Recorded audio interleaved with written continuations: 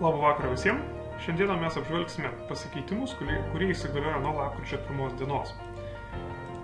Lengvųjų automobilių greitis automagistralės ir greitkeliuose yra ribojamas iki 110 km/h. Padangų protektorius taip pat turėtų būti gilesnis.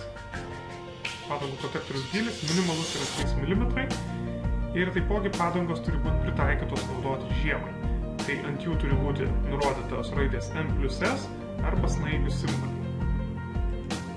Šlifuotos padangos galima pradėti naudoti nuo lapkričio 1 dienos, tačiau automobiliai naudojant šlifuotas padangas turi būti paženklinti skiriamuoju ženklu, kaip matote, tokiu.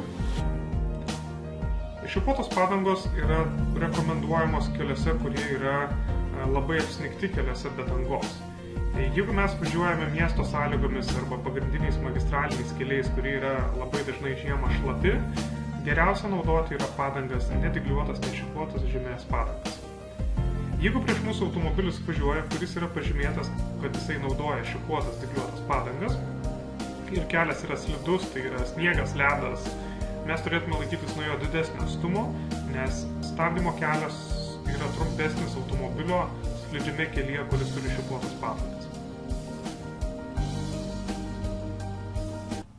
Ačiū už dėmesį, sėkmės kelyje.